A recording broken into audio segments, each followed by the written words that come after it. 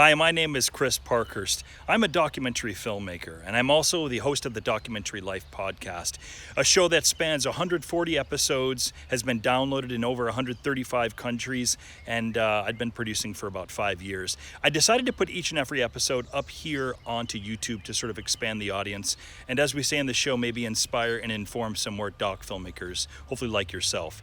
In the episodes, you may find some older, maybe outdated URLs, in particular, any of the documentary filmmaking courses that we do offer online.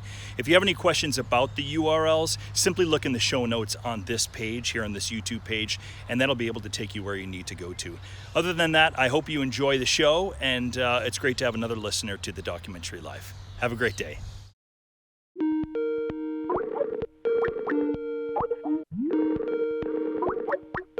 Is this Robert? Sure is. What's up, Chris? How you doing? Good, man. How are you, Robert? I'm doing all right. There's so many things happening just in life and with everything that I'm just, it's just maddening.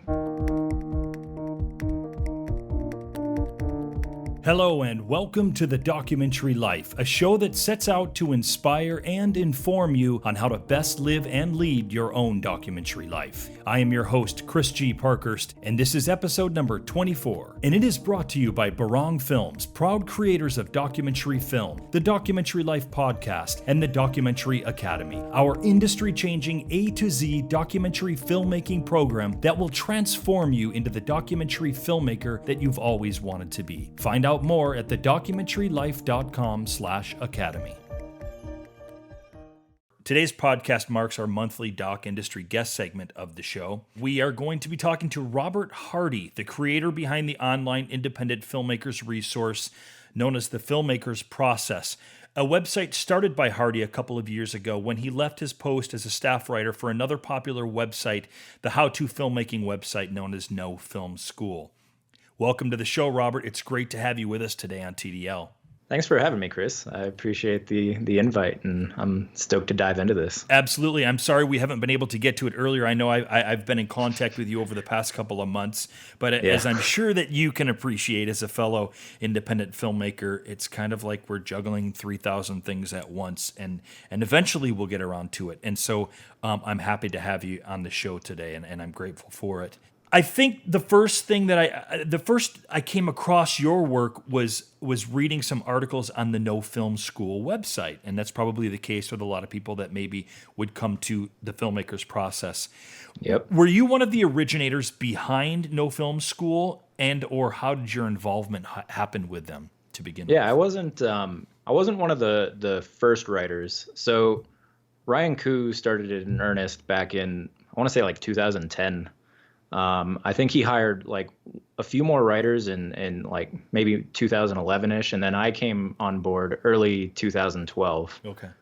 I don't know. It's something that I just sort of stumbled into because I was actually in film school at the time. Okay.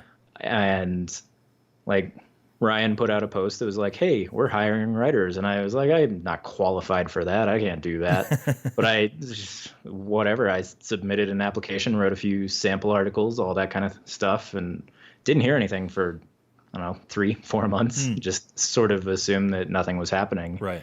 And then just out of the blue, I was like, "Hey, man, want to come write for us?" And the rest, as they say, is history.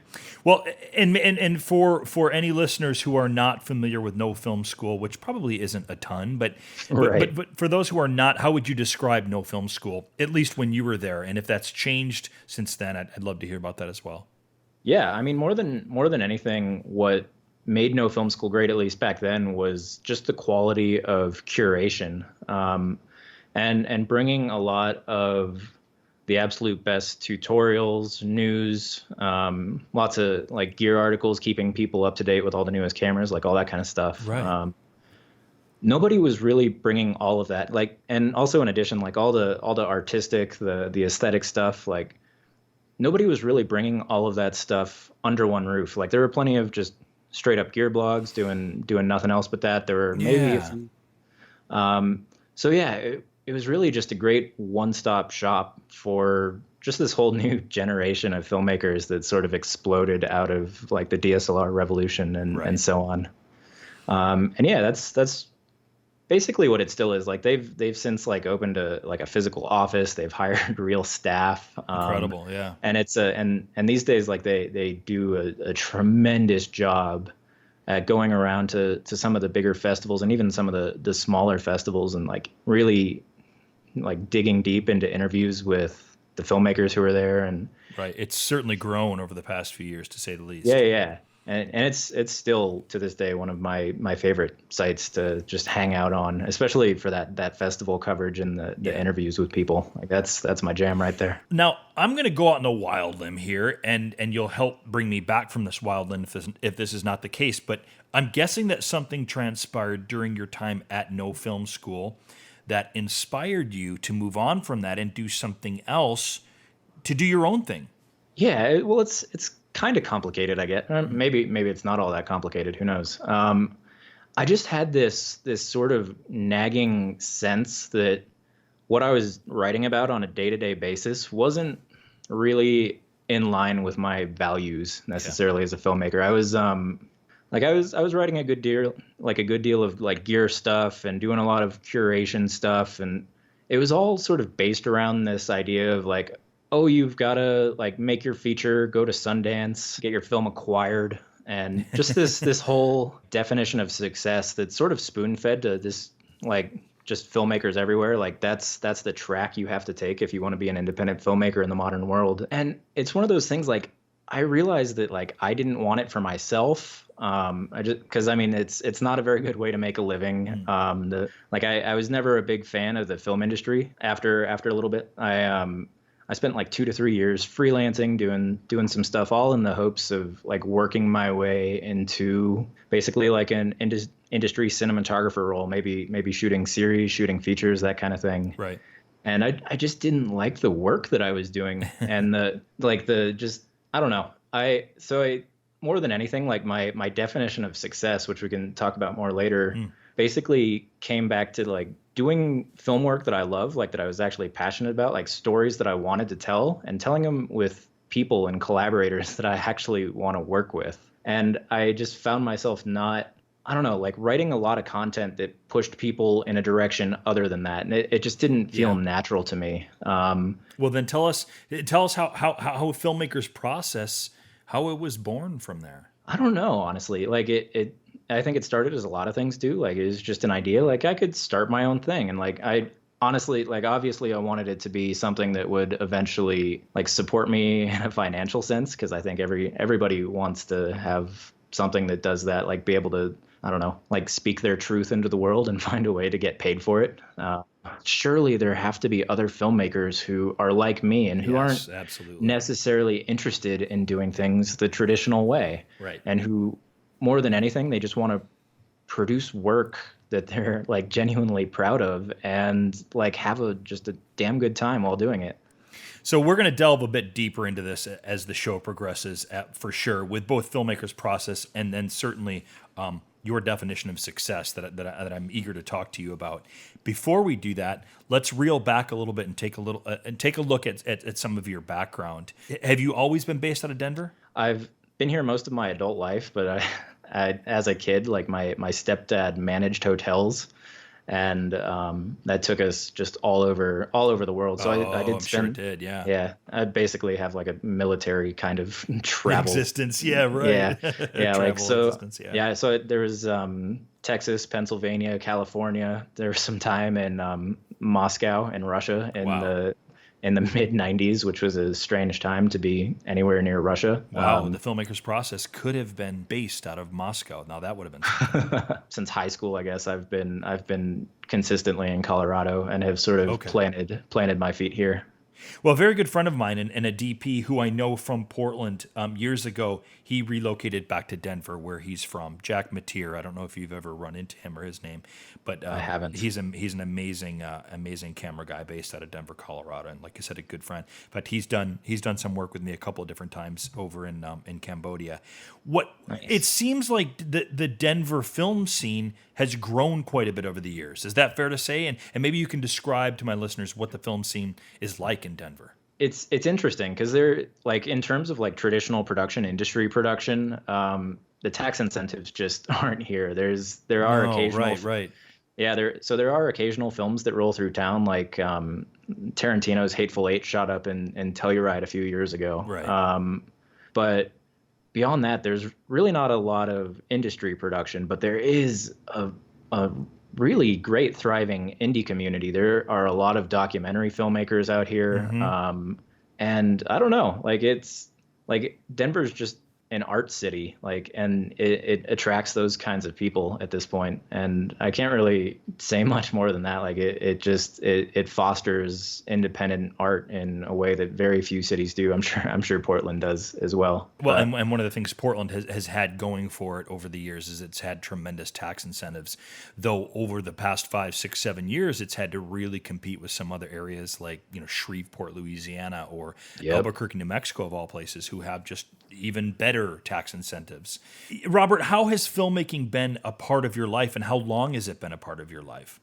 That's another interesting story. So I studied at the University of Denver, and I was originally planning to study there, like go into their like super intensive jazz conservatory program. And when I was touring in terms of like the school, I actually had a few students warn me that I would probably not like the program because it was so intensive. It basically sucked you out of the college experience. Like they just drop you in and you do nothing else but music for the first 2 years of college. Yeah, welcome to intensive music school. Yeah. And I just had to ask myself, is that what I want? And it wasn't. And I was just like thumbing through like the University of Denver catalog of majors and whatnot. And I saw like film studies and not film studies, like film studies in production.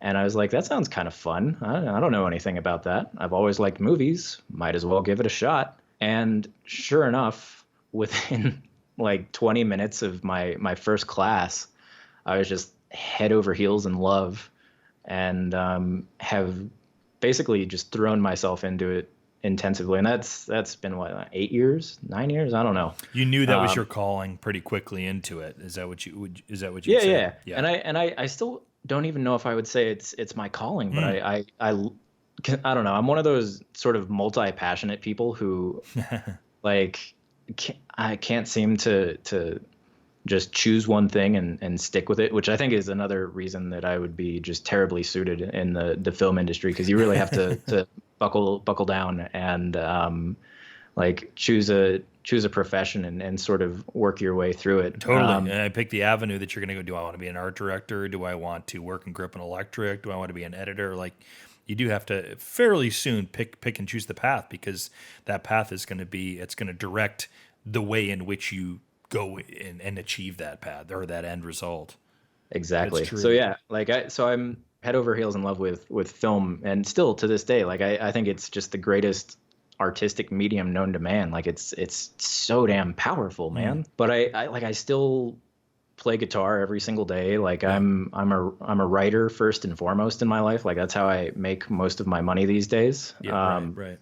So I don't know. I'm multi-talented, maybe. I don't know. That sounds a little multi-talented and multi-passioned. I mean, it's funny in a way, and I say this from experience, from having good friends who went to various music schools and had the experience that you decided not to have, and some of them don't even pick up their instrument now. And that's the danger of it, right? That can be the danger of that intensity and immersion into it. Talk a little bit about your experience out of college in the film industry, whether it was with corporate video, whether it was wedding videos, whether it was narrative films, whether it was docs. What was it that you started working into before, or maybe while you were doing some of the no film school stuff? So for the most part, I was freelancing as a camera operator and doing some editing stuff as well, since I didn't really understand that idea that you have to specialize in something. And for the most part, I was doing just sort of like second shooter jobs on corporate gigs. Right. There's a good deal of reality television in Denver. Both I don't know how exactly that happened, but it's one of, like, in terms of media production, there's just that's one of the biggest sectors in town. So I did like a lot of PA gigs for reality shows, and I hated those. What did you think of that? I don't know. Like it's work. I just remember being on The Voice and spending like 8 straight hours just like laying down tape on the floor Sure. through this massive auditorium at DU, like their whole sports complex, because they were holding open auditions there. Like the tape was meant to guide people through this labyrinth complex. Oh, I thought maybe you were putting down layout board to protect the floors. No, But no. And it was just like that experience, like that whole day. And that was only half of the day. Like it was like 14-hour day or something like that for like $100 or some whatever. some obscene amount. That's not right. Yeah, yeah, exactly. And I don't know. I just did enough of that to the point where I was like, I need to not be doing this anymore. This is not what I want to be doing with my time.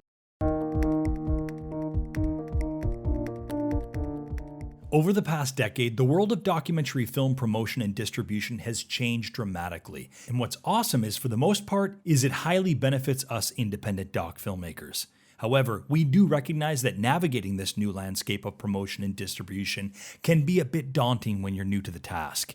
Like, how do you make sense of the VODs and SVODs of the world? How do you find a distributor and sales agent that you can trust and who will work diligently to get your film out into the world? And what are they even looking for anyway? Or wait, maybe you should self-distribute your film. Maybe taking it out on a national tour is the right move for your film. But how would you even go about organizing such a thing?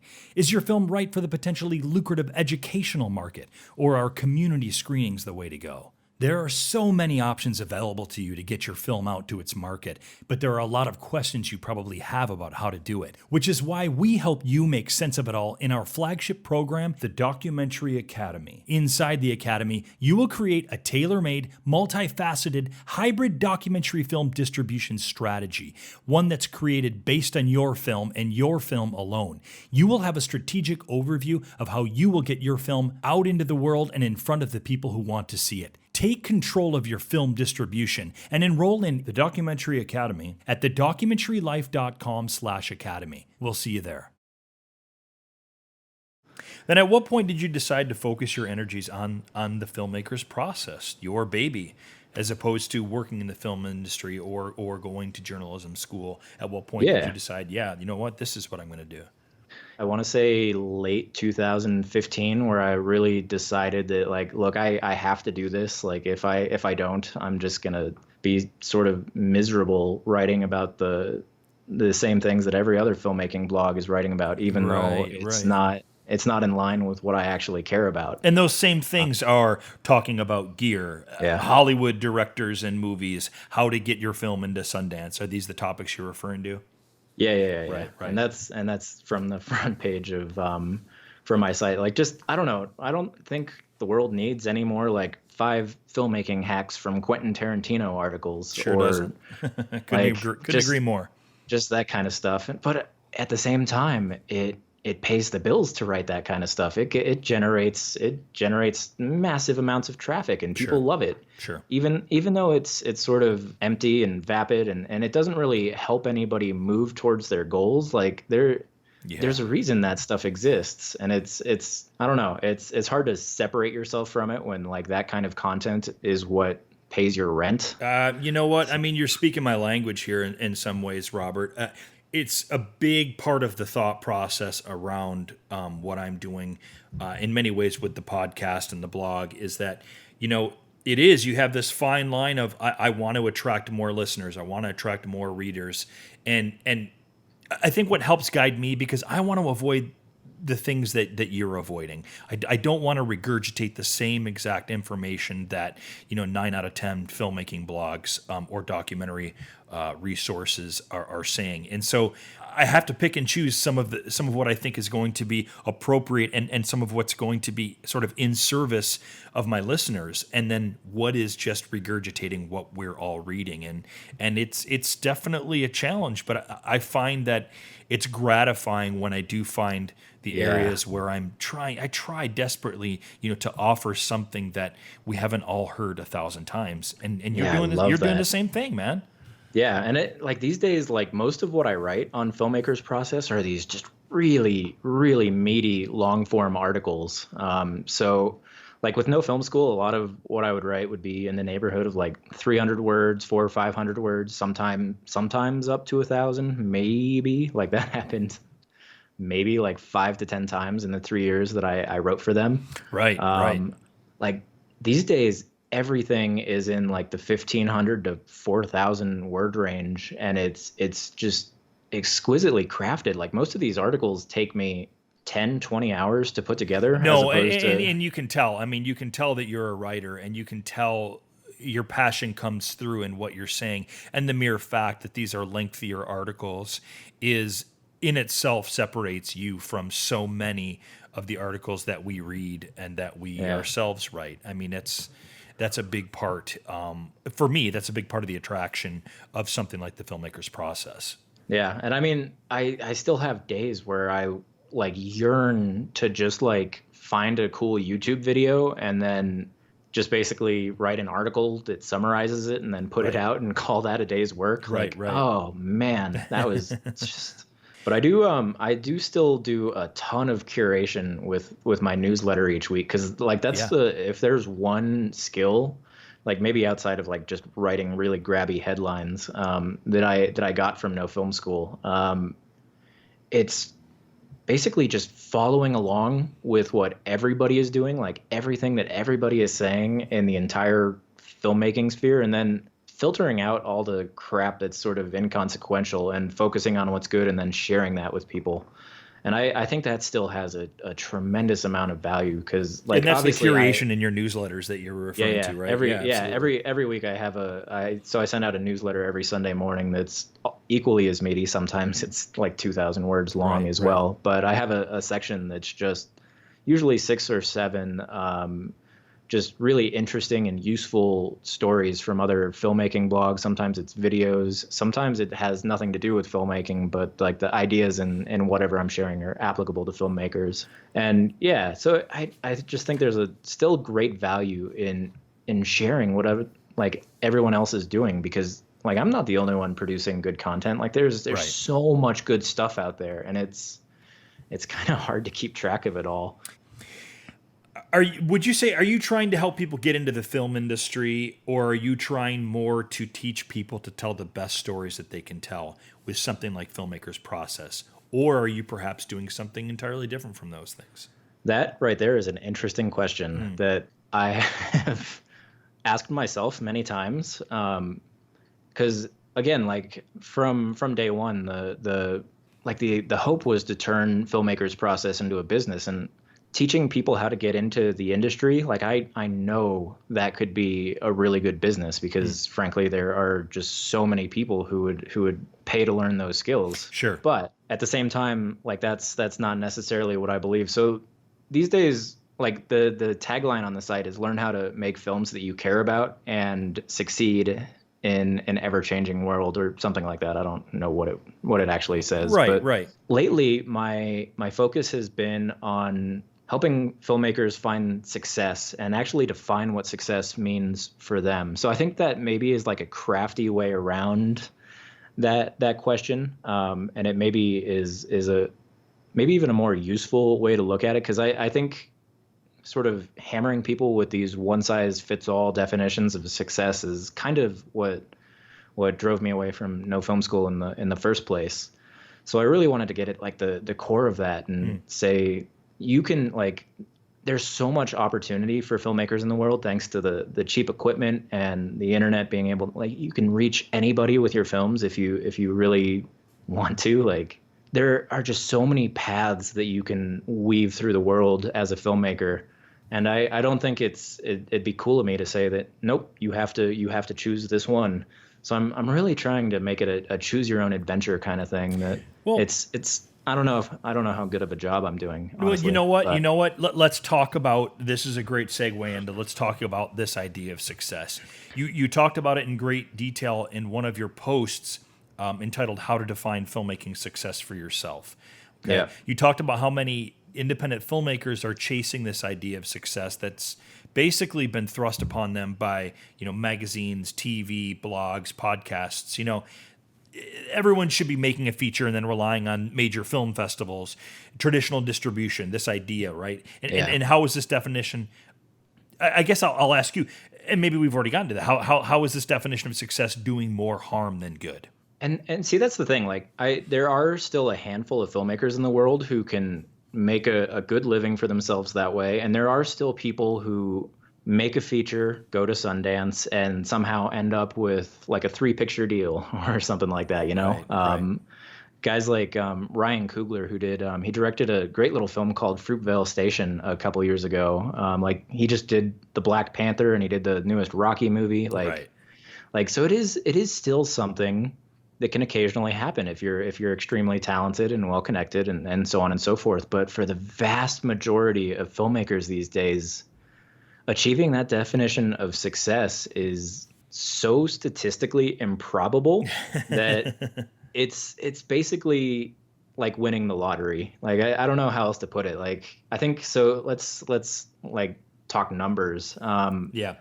I think over 14,000 films were submitted to Sundance this year. If I remember correctly, like 100 or 120 of them were submitted, and that's features and shorts all together. Yes. And that's less than 1%, way less than 1%. And of all of those, not all of them get distribution deals. Actually, I'd say a small percentage of them get like a good distribution deal. And because there are a lot of deals that are thrown around that are really not favorable for the filmmakers, where they give up rights that they really shouldn't. That's right. We've heard of many Yeah. of those instances over the years. Yeah, and that's another one of those things. Like, there are so many sort of like bottom feeding distribution companies that will offer filmmakers these really crap deals that don't allow them to break even, but so many filmmakers have that idea that just getting a distribution deal is how you win the game, that they play along with that. So I don't know, like, Well, and thankfully a lot of that's changing now, especially, with digital distribution and self distribution, Yeah. and certainly in the documentary crowd as well as narrative crowd, a lot of that's changing. I mean, even just YouTube is changing Yeah. that, right?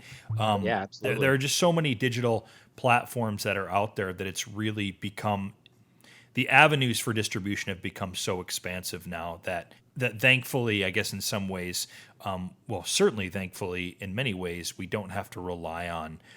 We no longer have to just subscribe to this pipe dream of Yeah. the traditional model, which you're talking about. Yeah, and that's actually one of the things that I'm really starting to buckle down on and figure out how I can teach it going forward, is how to actually be a self-distribution badass. And for me, it all comes down to building an audience of people who are interested in your work and Right. having a direct means of communication with them, usually an email list, like, because that's still how just marketing works in the online world.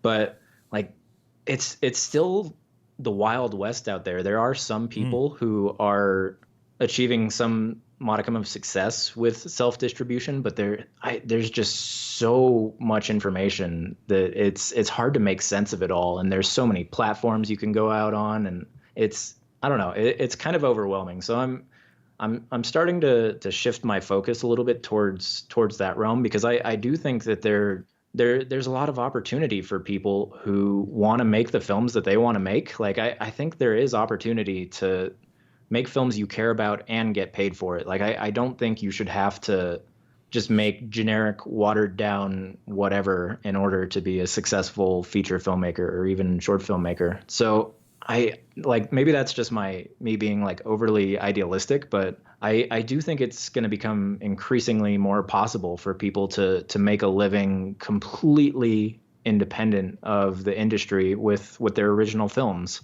But it's just a matter of figuring out like the mechanics of how that works, Just the sheer number of series that you see being created by independent narrative and documentary filmmakers alike on even on YouTube, that in Yeah. itself has to speak to what you're talking about. Exactly. And like, if they can, like, and once you have an audience of people who are like interested in your work, it opens up so many doors. Like, even if you were inclined to go the industry route, like having an audience allows you to get traditional financing significantly more easily. It allows you to connect with distributors and get a more favorable deal from them. And it like you can also sell your work directly to audiences, and that's what a lot of Right. the like DIY self-distribution stuff is about these days, which I'm a big fan of doing Yeah. that, even though it I think it requires a massive sort of mindset shift from a lot of the filmmakers out there, because you have to become a business person, you have to become an online entrepreneur of Oh, sorts I to mean, make it happen. and tell us about that a little bit, because it's something that I've been stressing for a while, but prior to that, it's something that I, for so long of my life, refused to acknowledge the importance of selling yourself, selling your work, Yeah. becoming a business person. I feel like I often think that if I were to go back to school again, I would probably there's a part of me that believes that if I had immersed myself in, say, a business degree of sorts, it Yeah. would be infinitely helpful for me now as a filmmaker. And there's no way I would have thought that 10, 15, 20 years ago. I wouldn't have been able to think along those lines. And I Exactly. now fully embrace that, and I'm learning about that every day. So why don't you give us a few succinct examples or reasons, and maybe how to, Robert, embrace this idea of becoming a business person in today's filmmaking world? For me, it starts with this sort of distaste that people have for just the word marketing. Like they don't like everybody seems to think marketing is this really gross, spammy, like you have to be aggressive and just sort of a douche. And Yeah. there is a lot of that, especially in the online world. Like there are a lot of people doing internet marketing in ways that is just so just obnoxious and gross. And I think it turns a lot of people off to the potential of authentically selling yourself online, selling yourself, your films, Right. and everything else. So, like I talked a little bit about having an audience. This is all Shit, part of it. It's all built into it, yeah, right? Building an yeah. audience. Well, and Tell actually, us like, about all of this. Yeah. yeah. So building an audience is the thing Yeah. for It's critical. making it work. And I think That's that's right. where a lot of people get lost. They're like, but how do I sell? How do I do all that? So for me, it has to just revolve around audience building, because without that one piece, Yeah. like there is no direct distribution. There is no business. Yeah. You're absolutely kidding So yourself if you think that you're going to make a film and then the audience will be created for that film afterwards. It's not yeah, working that if you think you way. can just like tweet it out or Right. put a link to your film in like Reddit or some Facebook groups, like that's not a that's not anything. You're not going to make any It's money. not anything. Like Right. for me, there's a lot of different ways to think about audience building, but the one I'm actually starting to teach right now is using this idea of microfilms or micro shorts. And this is Right. something that I've You're a been big talking proponent about of it. on. Absolutely. Oh man, it's my favorite thing ever.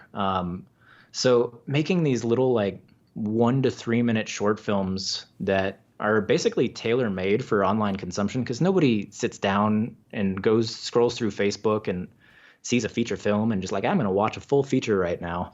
But Right.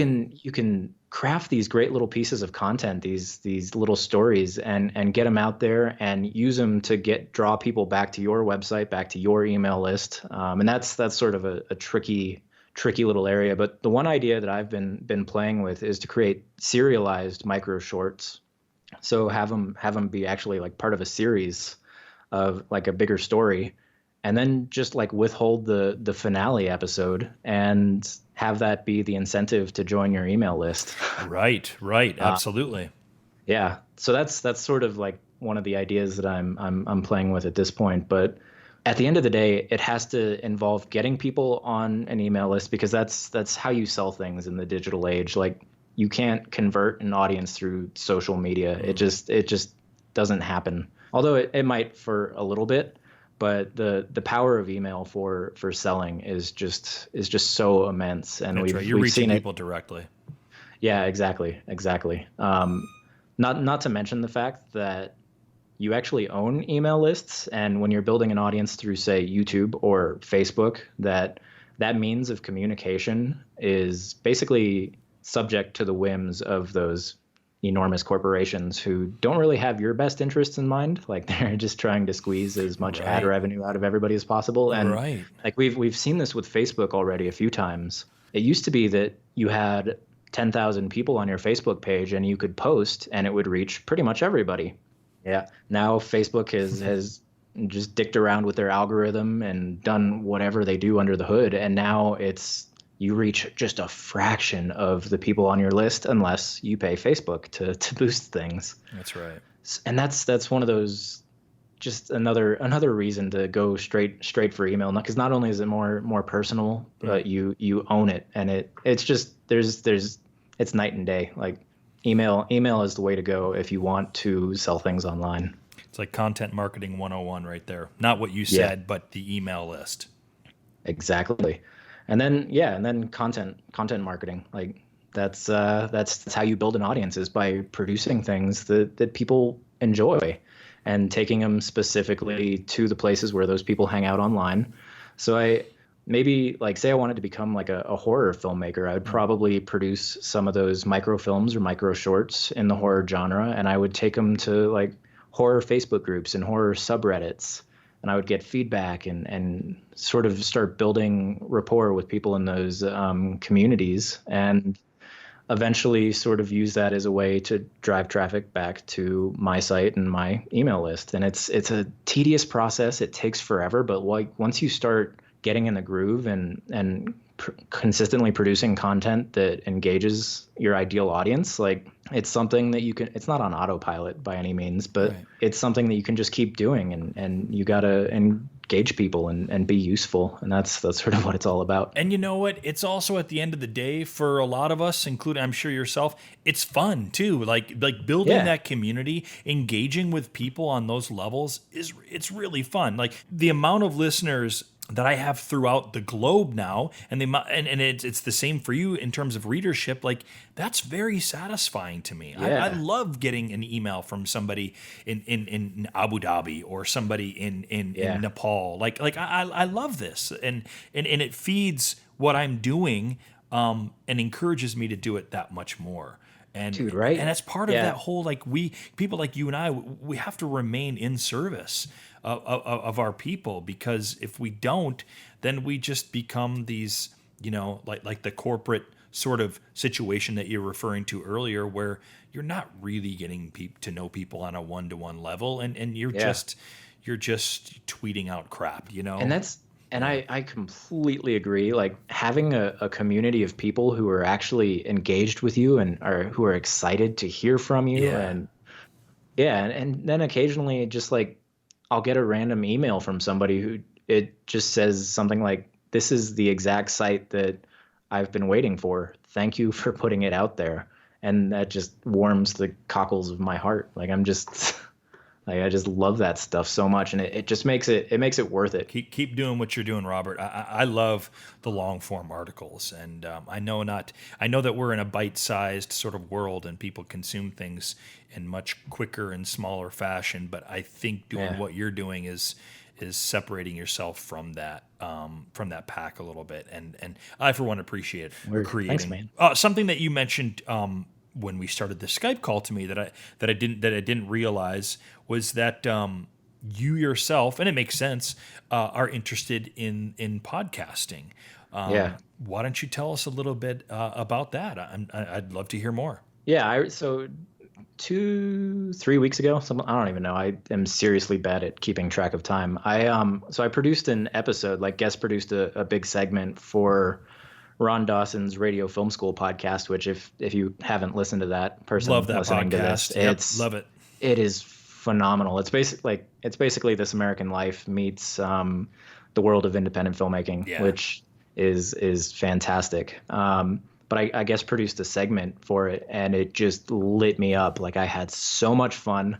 I thought what I ended up producing was just valuable and insightful, and it was you can tell listening to that segment, you can tell, and it's great. And I love that show. Yeah, so I'm basically trying to think about ways that I can make a podcast that sort of fits my brand and that fits into this whole philosophy that I'm building.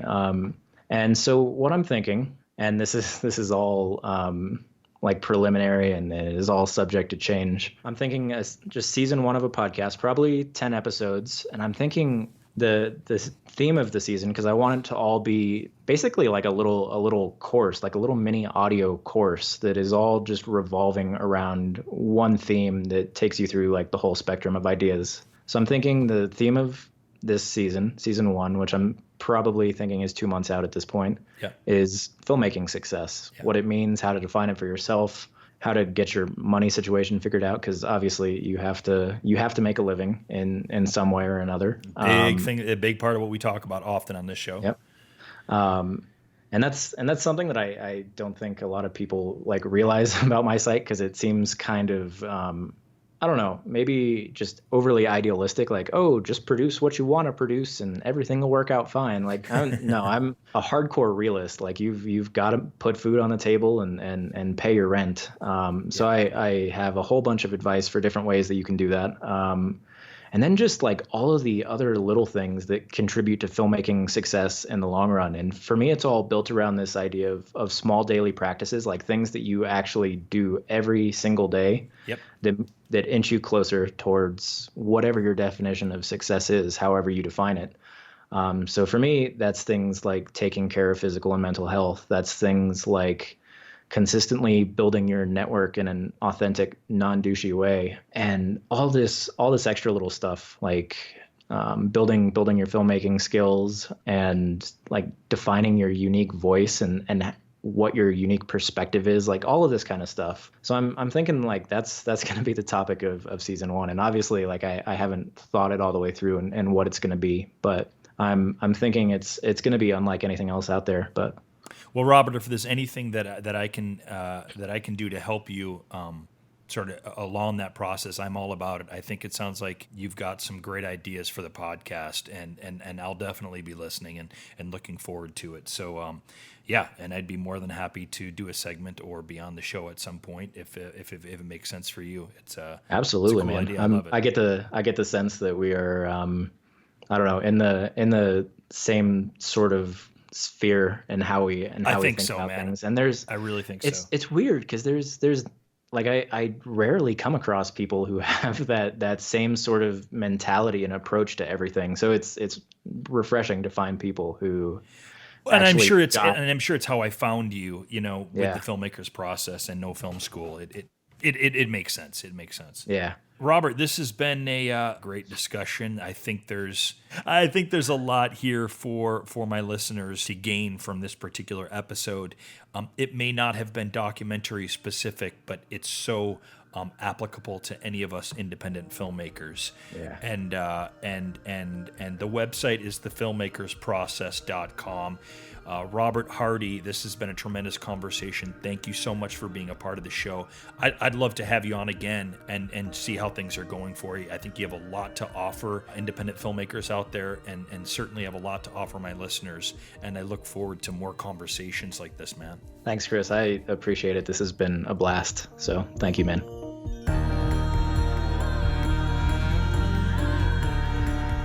Hey, can I ask a quick favor? If you found this podcast helpful in living your doc life or making your doc film, will you help us share it with more people by giving us a stellar review on whichever platform you use to listen to this podcast?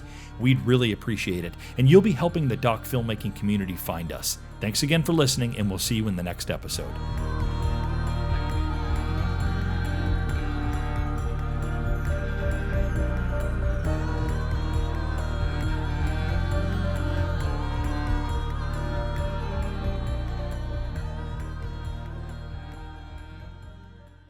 Thanks again for listening to the show, and remember to like and subscribe to this channel. Also, remember, for any of the URLs that may or may not be outdated and you want to get the most up-to-date information, perhaps for the documentary filmmaking courses, for the blog, for other episodes, just go ahead and check in the show notes below on this YouTube page, and that'll give you the correct URLs to use. Thanks again. Have a great day.